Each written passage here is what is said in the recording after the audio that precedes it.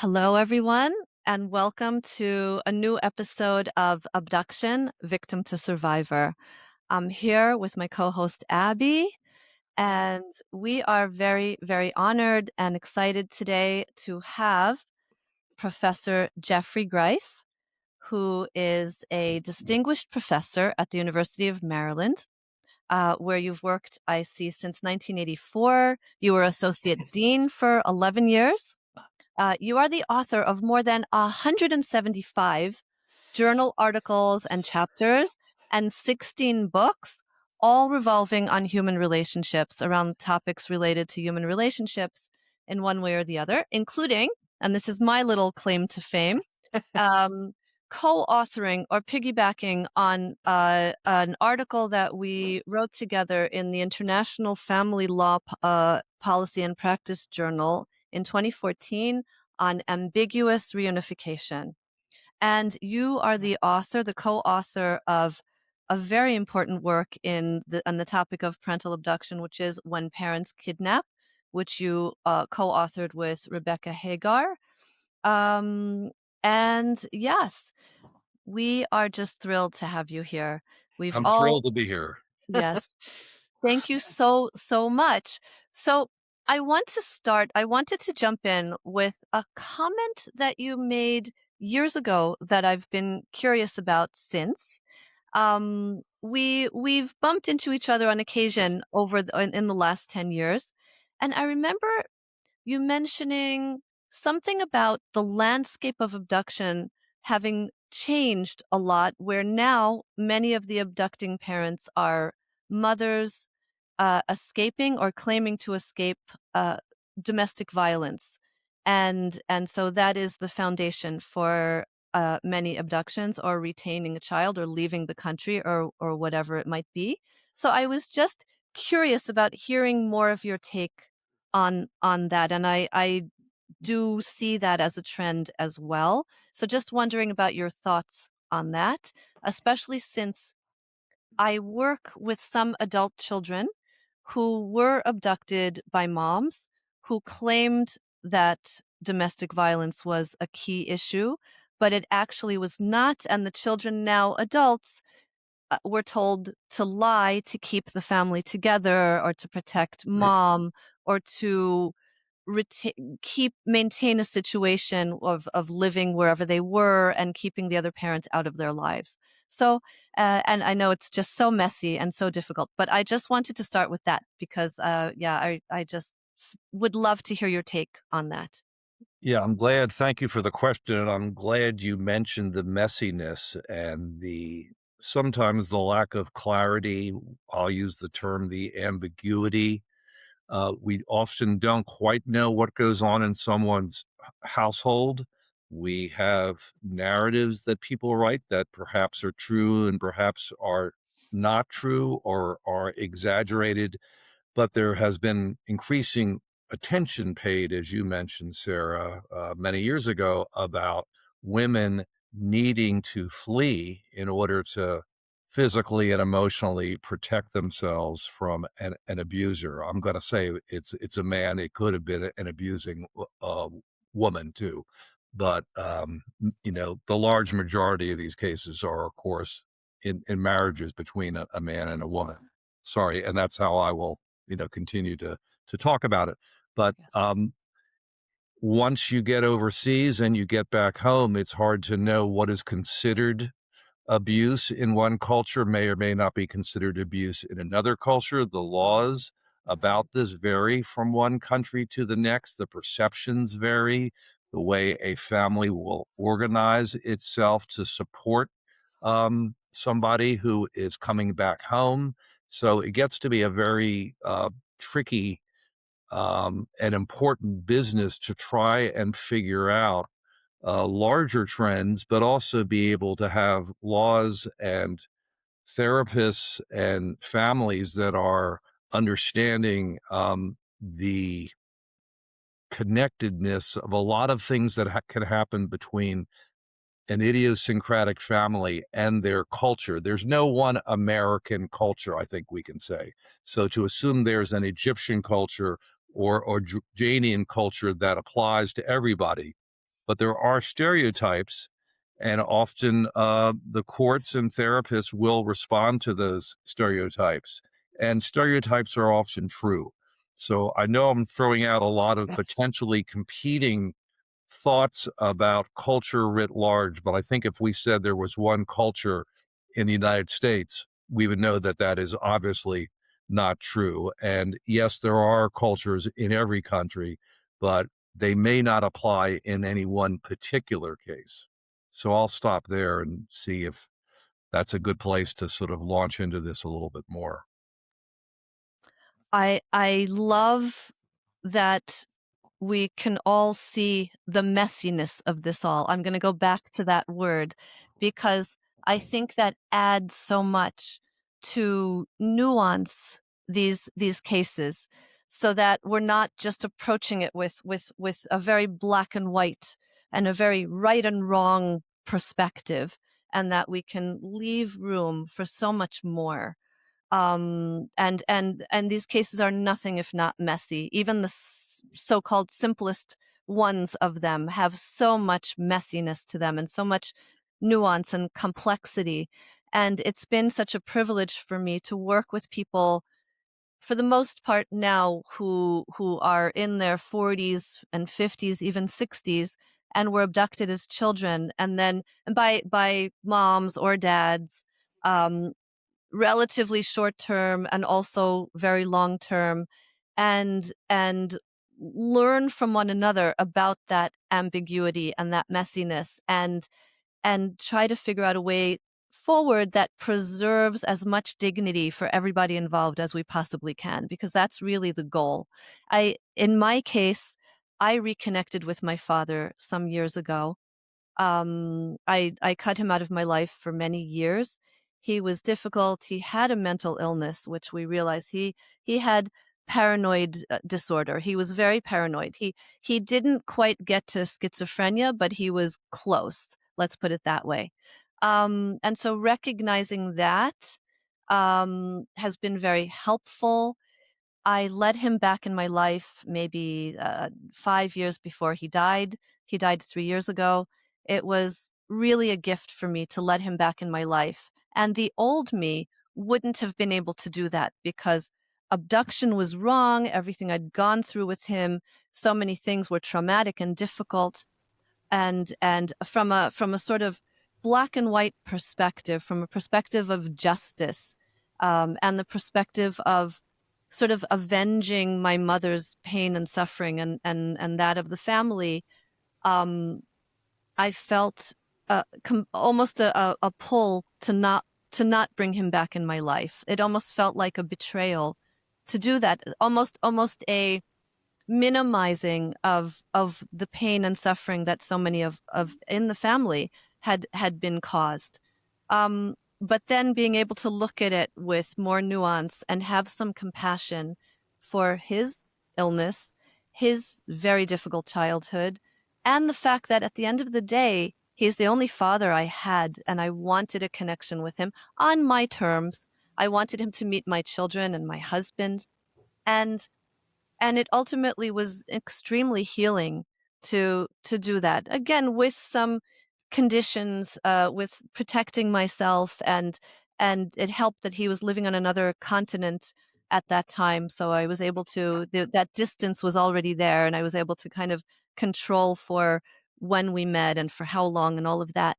But it ultimately helped me feel so much more whole to let him into back into my life again on my terms. And so maybe I just kind of went off on a tangent there, but I think that leaving room for that uh, uh, nuance and ambiguity, and leaving getting away a little bit from the black and whiteness for me is very important, because I feel like again it preserves or maybe fosters rekindling of relationships in whatever ways that's possible, and just helps children and families feel more whole. But yeah, but I'd jumping like to respond to something that you said in there that caught my attention, and I think is very important in part of the healing that you went through and that others are going through. You said on my own terms, and you said it twice in that. And I think the important thing is that, and it's always hard to figure out how much to let somebody back in to one's life who you believe has harmed you in some way. Yet you want a connection. I like you the fact that you said on my own terms, because the ability to resolve that relationship, which is essentially a horizontal relationship, it's an intergenerational relationship. If you can heal that as you've done, it helps you with your horizontal relationships. And I've thought a lot about how the two intersect. But by fixing something intergenerational, you're sending an important message to your partner, to your spouse, and also to your children and to your friends. So it has a lot of sort of cross thatching implications, and resolving some of those issues from the past and the present this way does help relationships this way too. And you send a message to your children, say, I was willing to do this, I wasn't willing to do that. And that tells them that we all have boundaries. And to use your term, you resolved it on your own terms. Yes. Thank you. Yeah. That is beautiful validation, and it was difficult. But to go back to, do you have any specific opinions about how to deal with this very difficult issue of of claims of domestic violence, very often true, of course, and this very fragile space that we're in of not wanting to tolerate abduction, and that very drastic step of cutting children out of other parents' lives and leaving to another place, even if it's the next city or it's another continent. Um, it has become more messy, to go back to that word in a little bit of a different context. Do you have any thoughts on ways forward with that? I think it continues to be the fact that judges and lawyers and therapists have to be trained well enough, and I'll leave it to their training to figure out from the judge's perspective what they want, from a lawyer's perspective what is the existing law in that state, or writ large in a country. In the United States, it's obviously state by state, and to get therapists to be able to feel comfortable trying to untangle some of these issues and not coming to a knee-jerk reaction that, oh, I'm hearing this, so it must mean that. Mhm. Again, you used the word nuance earlier. Being able to be comfortable with ambiguity from a therapist's perspective, from a social worker or psychologist or psychiatrist or counselor's perspective, is important. And a lot of young therapists that I work with, and myself too, when I was young, I needed to have things in black and white. And it wasn't until I got in my 50s and 60s that I said, oh, maybe I need to dwell more in ambiguity, in uncertainty, and accept the fact that I can't put everything into a black and white box. So I think the beginning is to say, as you said, this is messy, it's not clear. And am I, as a professional coming in to help, comfortable with the fact that things are not clear? And can I live in that space and not try and fix it? And that's what a lot of young therapists or inexperienced therapists, as did I'd want to fix it because I couldn't Yes. stand to live with somebody else's pain. As I've aged, I can sit with a client's pain more easily, and maybe, all three of us can, than I could when it was like, oh my gosh, what am I going to do to fix this? Now I hopefully take a deep breath and say, yeah, let me join you in that pain and walk with you more, and we'll slowly figure it out. But know that you have my ear, and I will try and help you along the journey, but it may be a messy journey. Yeah. As a lay support person, like through Team Hope or what I'm doing on my own, it's very challenging because um, it is a peer support. So we do relate to the other person. And because of that, we think that they are legitimately a good person searching for their child. But we don't know. We don't know, and, we start off thinking that, and sometimes there are these triggers that, someone will say something and it'll just set off bells for us, or our skin will start to crawl. But we still have to support that person in, their emotional support, and maybe give them ideas on what they can do. And that was, I find, to be extremely challenging and emotionally hurtful too. Mm. Yeah, it can be very hard to listen to stuff and say, "I have to figure out what to do with that, where to place it in myself, and then how to react to it." And, only until you've been doing it, Abby, as long as you've been doing it, can you Yeah. say, "Okay, I realize a button's being pushed." And that's the first great step. Like, "Wait a minute, I'm having a reaction here. Right. What's happening in me that's going to drive this maybe in a correct or maybe an incorrect, direction?" We do have to trust our gut, but we also have to question our gut, Mhm. and not necessarily automatically align with a woman or a man, Right. or see Right. ourselves as the victim child and say, "I need to save this child from both parents." And those are all things in our head. And, unless you've done it enough, as all three of us have done, Right. it's hard to control that, Right. that reaction that may or may not be correct, of course. Right. So you try and do it without judgment. But the fact is we all have judgment. We can't get Exactly. away from that. So Exactly. it's not the point of being non-judgmental. It is, what are you gonna do with it now? Exactly right, and Yeah, we all have clients that we like and clients that we don't like, yeah, and that's not the client's problem, that's our problem. yes, Right, so, because the client is being the client.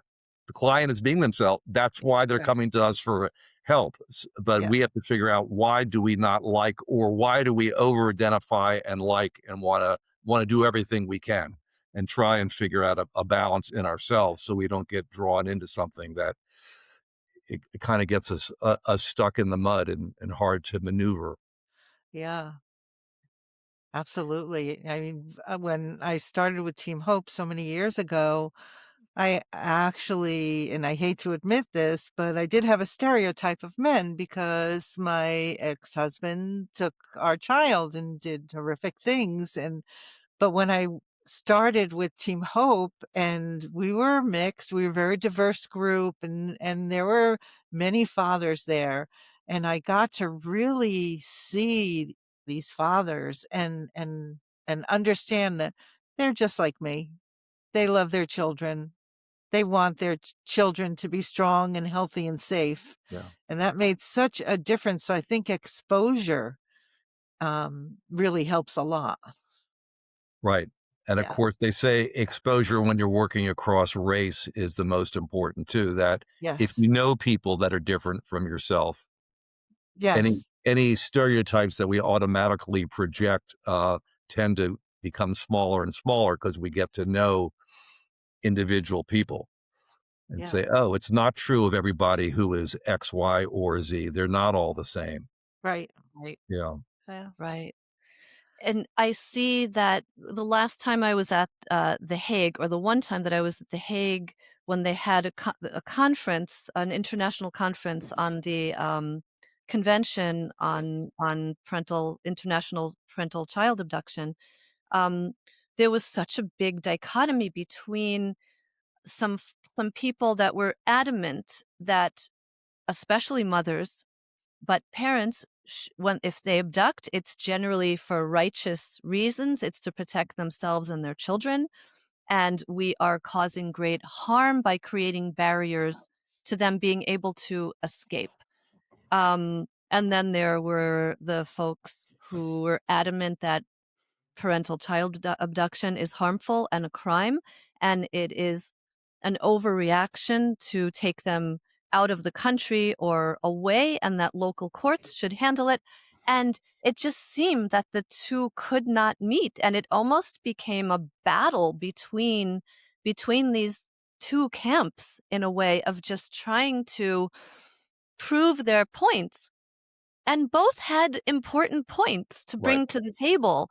And yes, and being able to see that we have to make some space for all of these perspectives, because no case of parental child abduction is exactly the same as another, and they're all messy. Of course, I mean, ultimately I align more with that we shouldn't normalize as best as possible. We should not normalize parental child abduction, because it's deeply disruptive to the children and to the families. And in most cases, I will venture to say, is an overreaction. But do we need to have some room for people to protect themselves or to go back home if they are far from home? I don't know exactly how to do that without reducing the legal groundwork for the convention, but I just want to acknowledge that all of these different issues, and that maybe I hope that we can all meet one another so that we're not we really want the same thing. We want safety for children and families. We want normalcy. We want children as best as possible to not be ripped from their homes and from their norms and from their environment, if we can avoid that.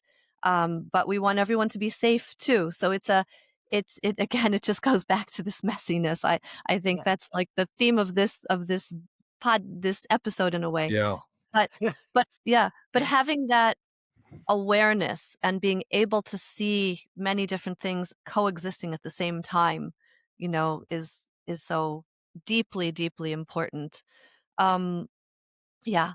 But just going back to the article that we did together, because that's which I'm so passionate about. This going back to ambiguous reunification and practical insight that we can provide to parents and children who are attempting to reconnect and really struggling, and there's the guilt and the shame and the fear and the misconceptions and the lost time and all of that. I'd love to get back to that, because I'm hoping that we can impart some combined wisdom, as the three of us have a lot to share. I just wanted to go back to that, and just wondering if the biggest takeaways on that in particular, that you see, having done research with many kids and parents and written articles and books on that.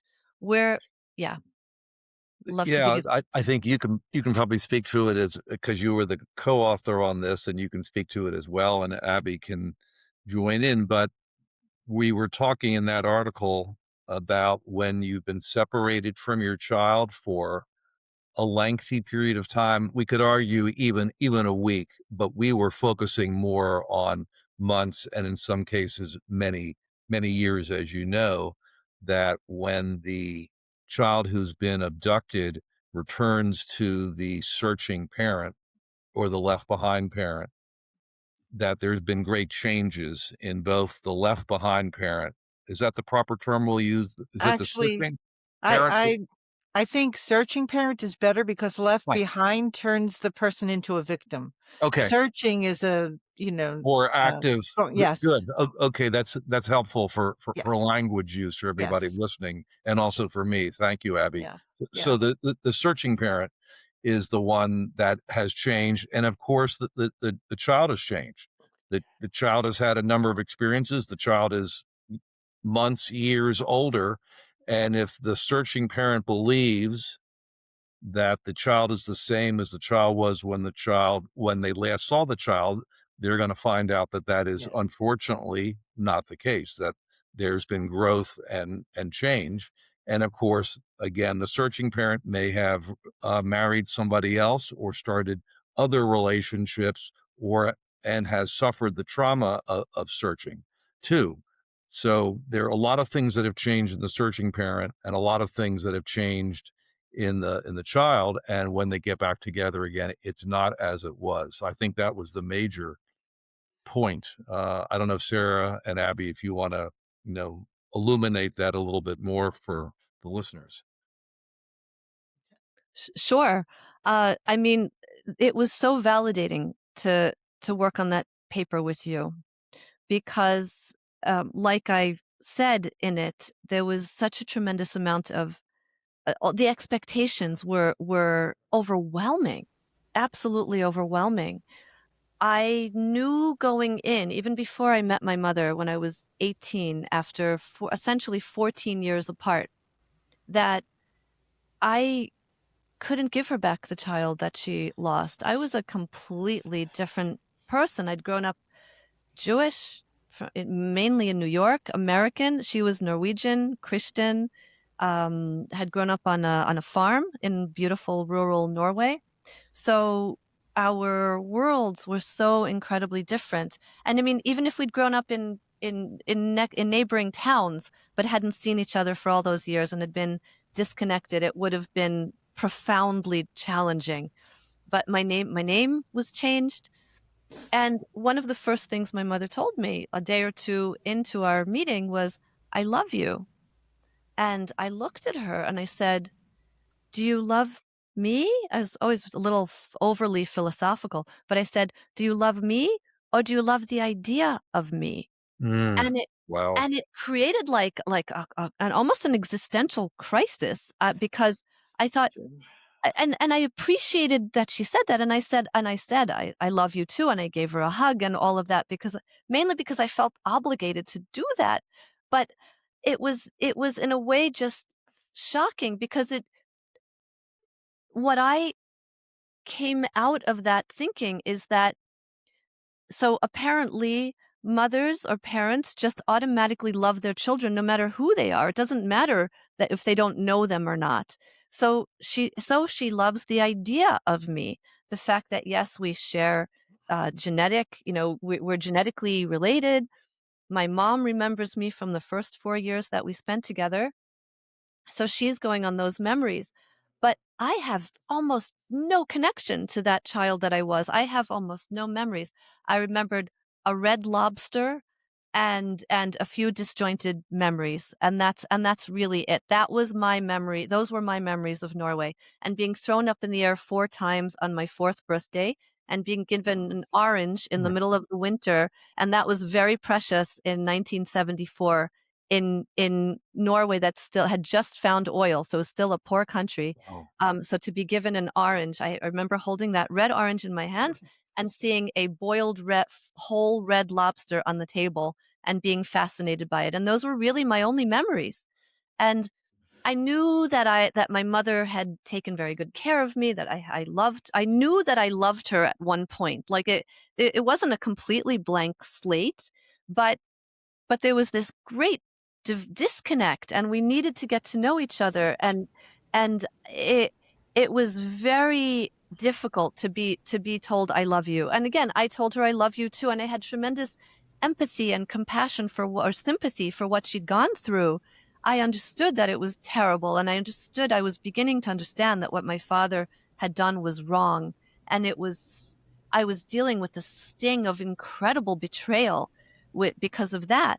So I was dealing with so much, and here was this stranger coming and telling me, who I looked like, coming and telling me that she loves me, and then she had trouble calling me by the name Sarah, which is the name I was given after I was taken, but the only name I really knew. So I invited her to call me Cecilia, which was the name I was given at birth and the name she chose. But so it was just so disorienting, the whole thing. She loves me. I'm being called Cecilia. We don't know each other. We're from completely different cultures. She doesn't understand much about Orthodox Jewish life in America. I understand almost nothing about Norwegian life, and it set the stage for incredible pressure and disappointment.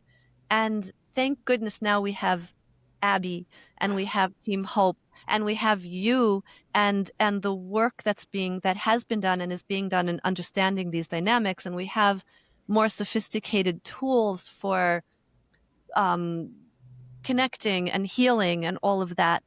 But it was rough. I mean, it was rough. It set the stage for years of eating disorders and depression, in and out of psych wards with severe depression and just really tough times because I didn't feel like I measured up.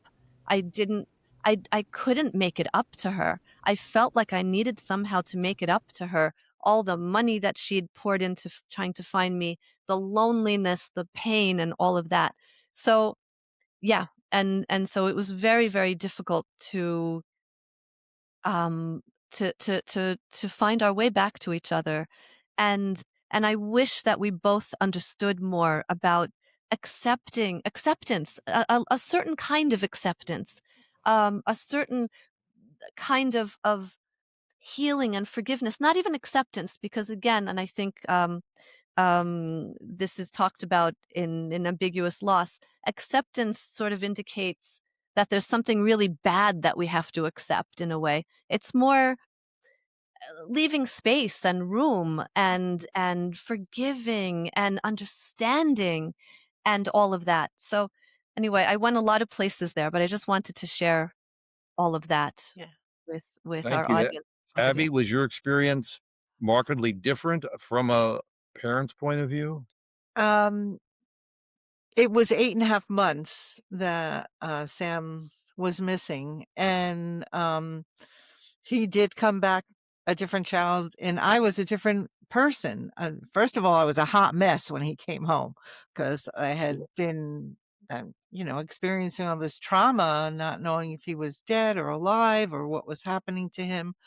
And it was, the first day, you sometimes it lasts up to a week, is the romance period where especially in our case, because the media was involved and so many people were involved, and he was acting the way he thought he was supposed to act, and he was he was afraid, and he had been traumatized by the recovery more than anything else Mm, in the whole period of the abduction. The recovery traumatized him the most because of the way that it was handled mm, and what he saw, what he experienced.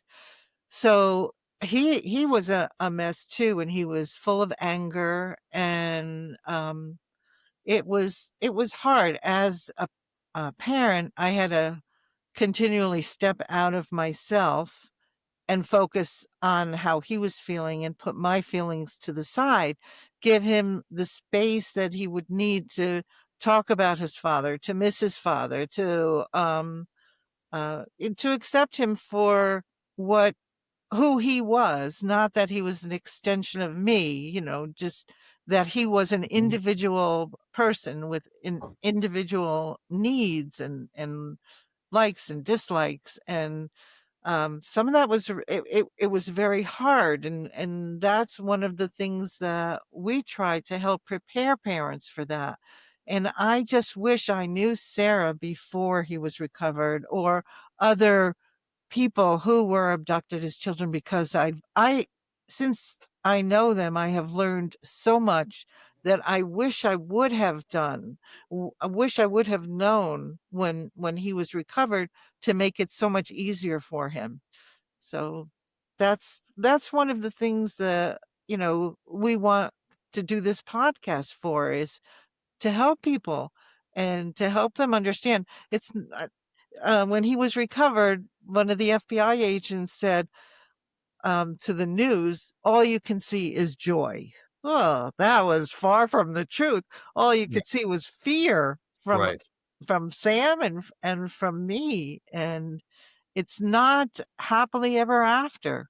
It right, it's it's like the next chapter of life. right. I'm resonating with one of the things you said about the regrets, and of course, I have 2 daughters that and they never have been abducted. They've never had any significant trauma. I still have regrets about things that I've said, and I I am believe every parent, even those that have not had the experiences that sure.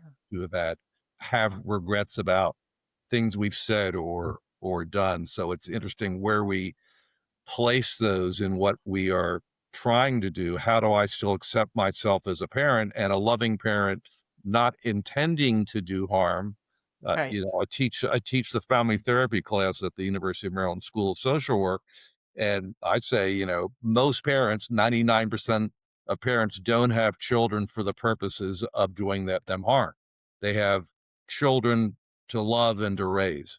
And yes, we may be seeing that 1%, but most of us, are engaged in trying to do the best we can. We want our children to do well. We don't intend to do them harm, even though we might misact or misspeak. Right. It's a lot easier being a grandparent. Yeah. Yeah. I'm still raising teenagers, so I'm right. Oh, Yes, I can attest to that. sorry.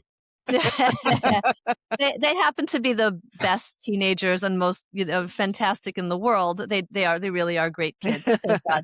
I'm thrilled. But I'm thrilled. absolutely, it was very humbling to become a parent and think that, "Oh, all we need to do is love them and everything will be great."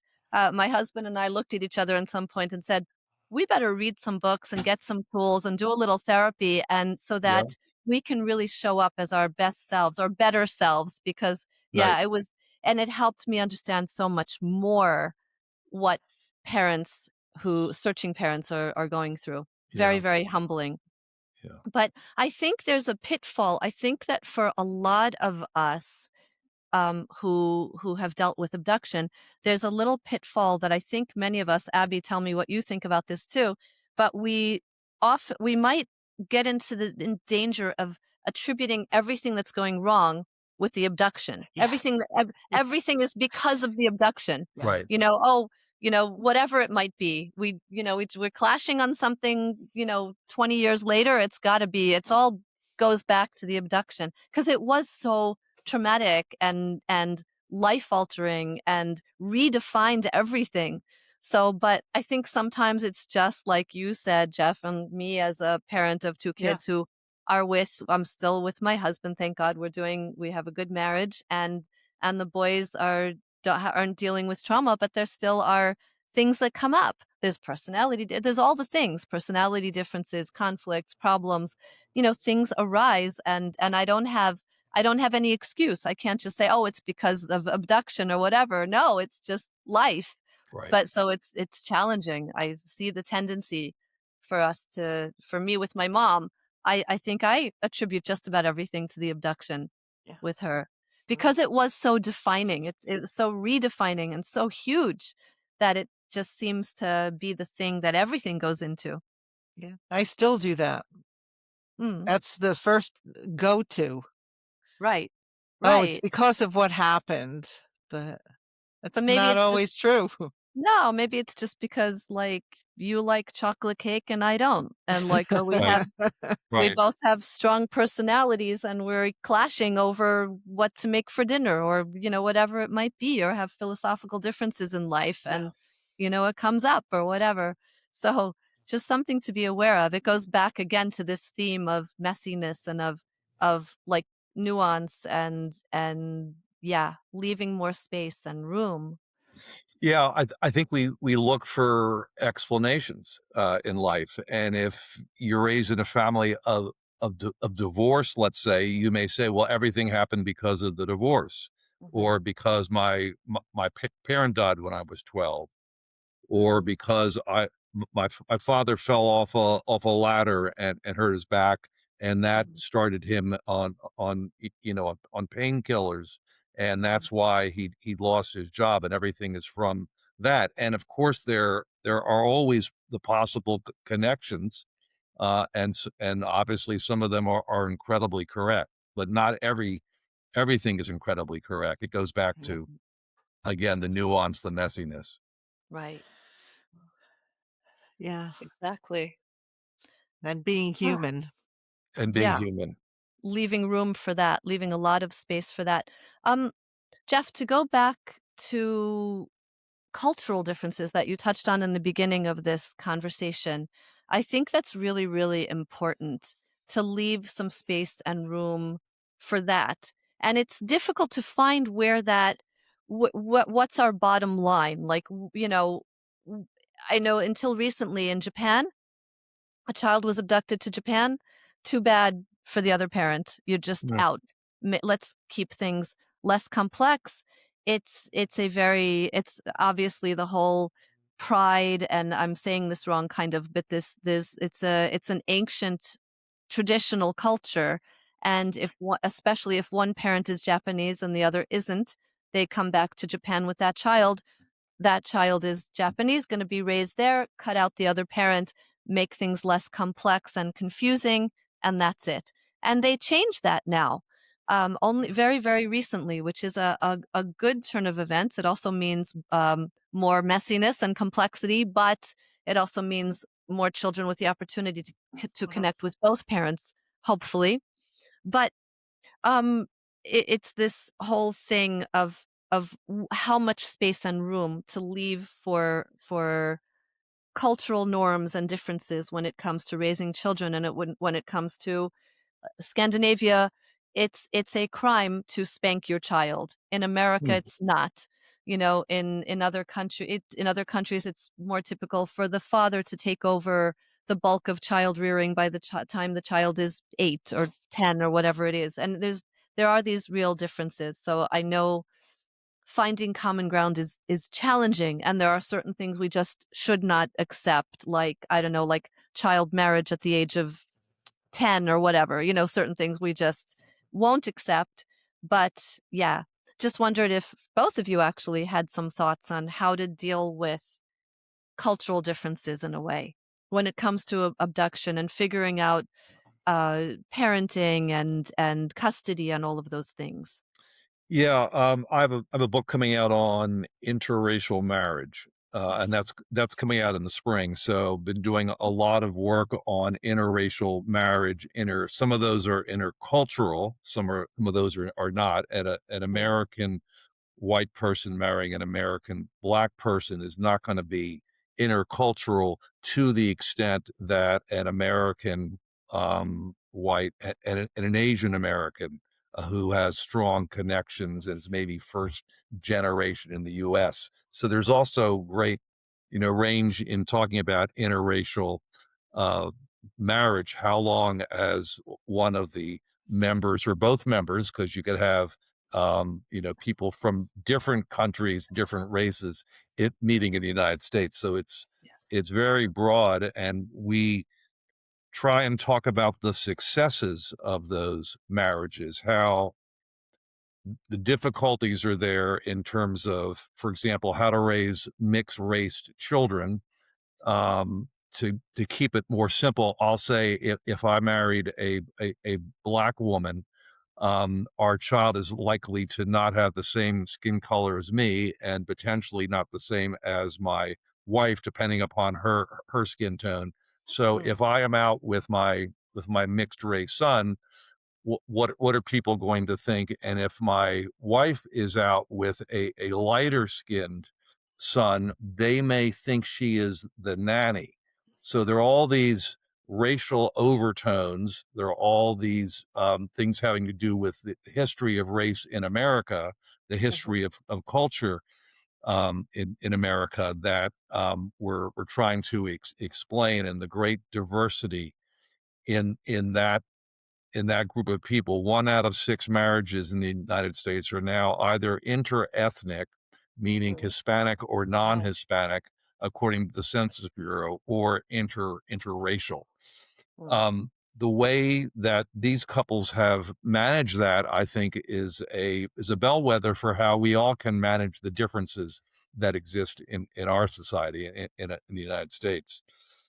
The issue is about racial perspective taking. How much, if I'm going to understand my Asian American wife's wife, how much am I listening to her about her experiences when she goes to the store and it's 5 years ago and people are looking at her and saying, "What are you doing in the United States?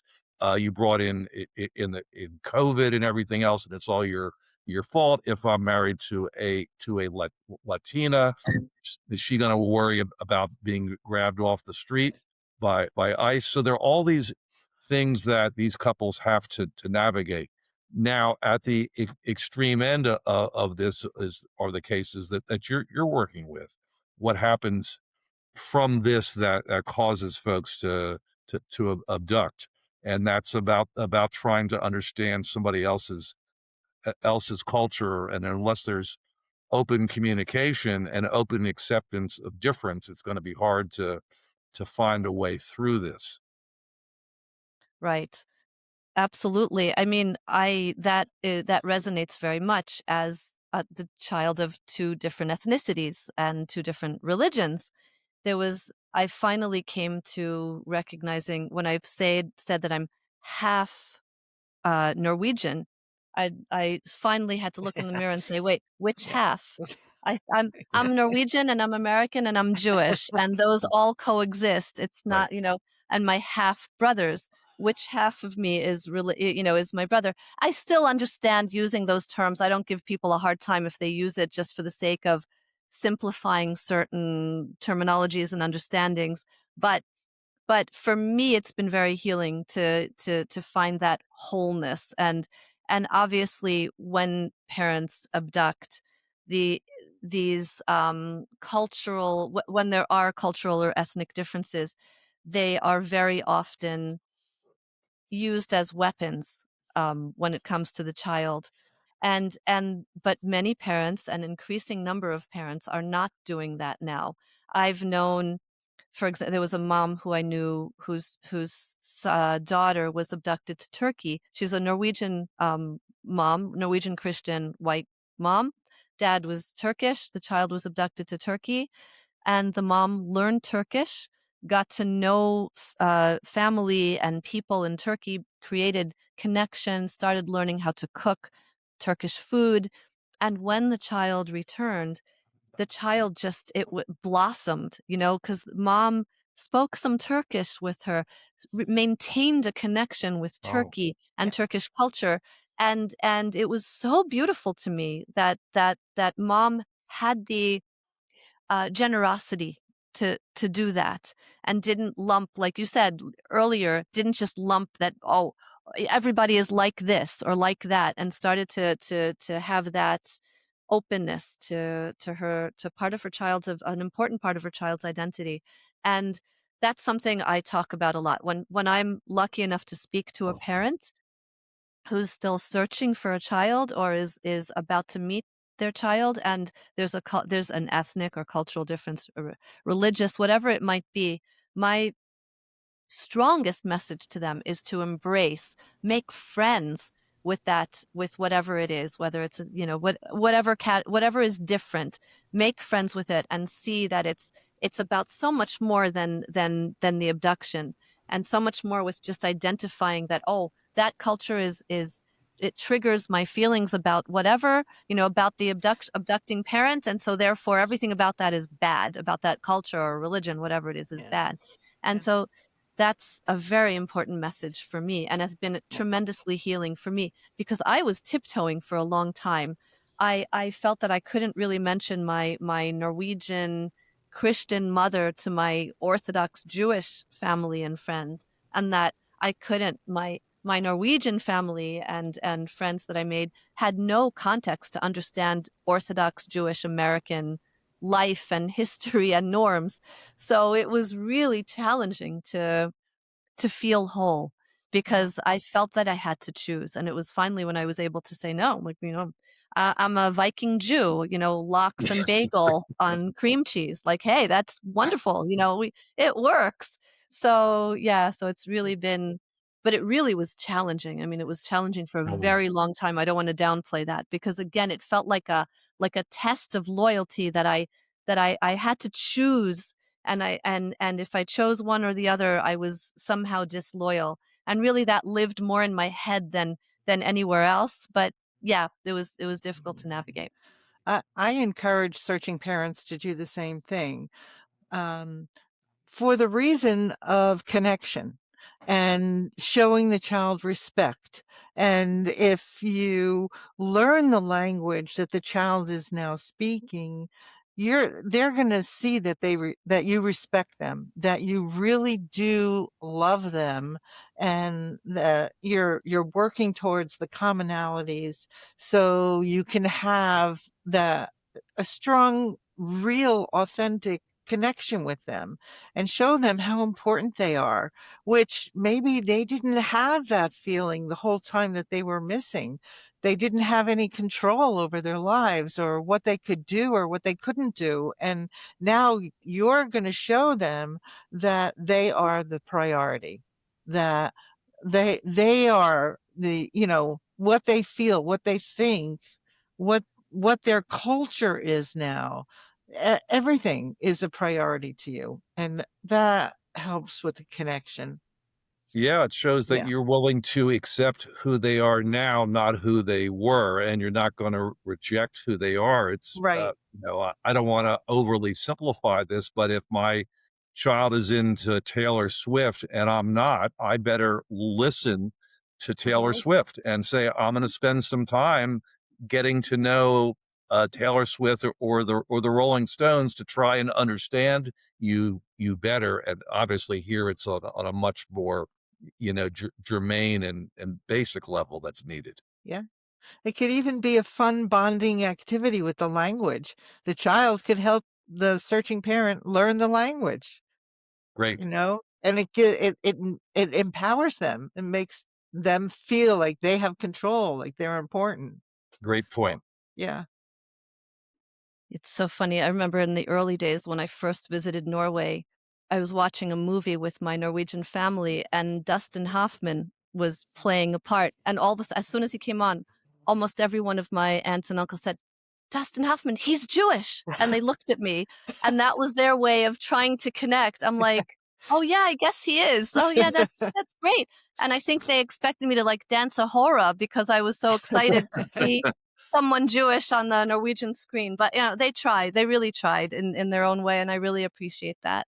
Yeah. But absolutely. I have made it a point to listen to the music that my boys are listening to now. So I'm listening to rap music, and I do like some of it. I really do. I'm more of a Motown kind of girl, but Yeah. I it's pretty good. Yeah. Yeah. So yeah, exactly.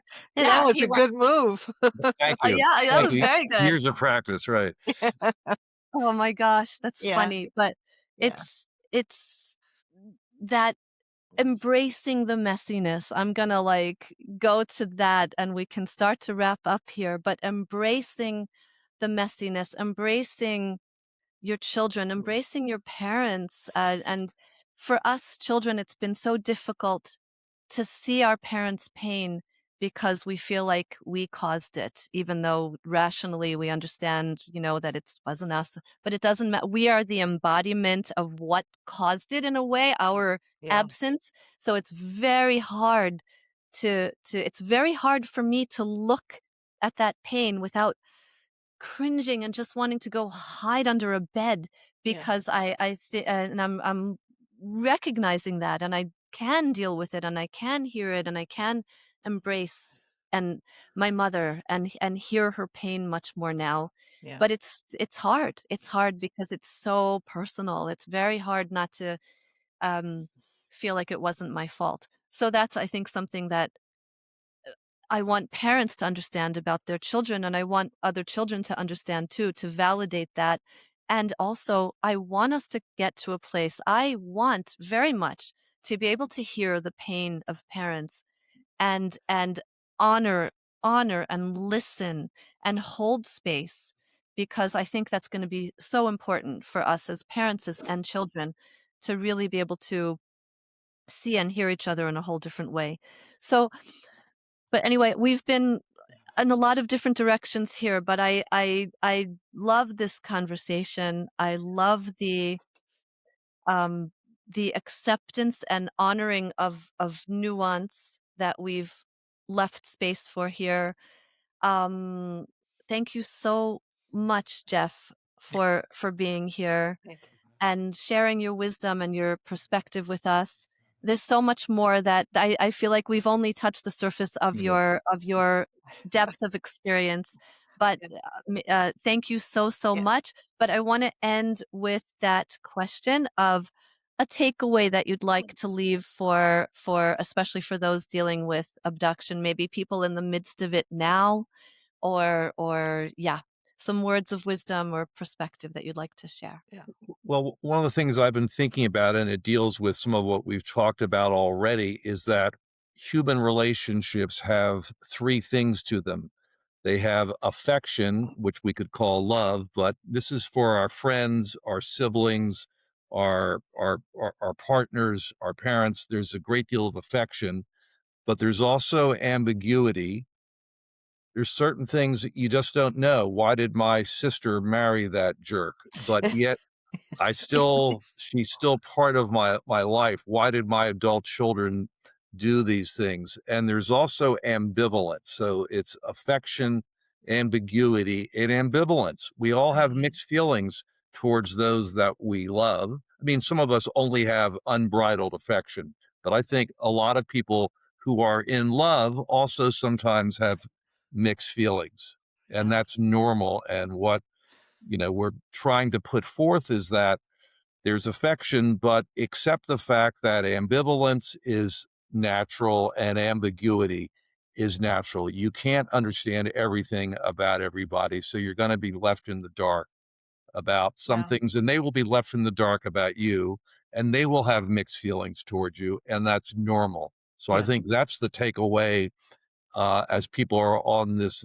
journey, that mixed feelings are typical, they're not unhealthy, and ambiguity is normal. And hopefully, there's a lot of affection that helps to take care of some of the lack of clarity and some of those mixed feelings. So, Yeah. thank you so much for having me. It's great to see you both Yeah. again. This has been Yeah. great. Good luck So with the podcast going Likewise. forward. Thank so you you're so such much. a wealth of information and wisdom on, the subjects that we find to be we're so passionate about, that we hope that you'll consider coming back again another time, because we Please, would love to have more conversations with you. please, it'd be Yes, great. Thank you so So much. thank absolutely. you. So before Thank we you so leave, much. I Mhm. want to share a poster of a missing child. And let's see. Here we go. This is Judah Michael Reed. He has been missing since June 21st of 2025 from Hesperia, California. He's 10 years old now. And there's actually two photos of him, which is so good because you can see different expressions and be able to recognize him better. And he may be in the company of his mother. If you see him, if you recognize him, please call either the National Center for Missing and Exploited Children at 1-800 The Lost, or the Riverside County District Attorney's Office in California at 951-955-5659.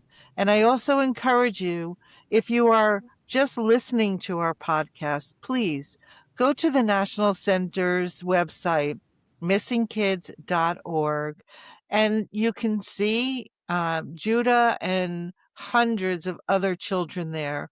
And please, they need your help. Thank you so much.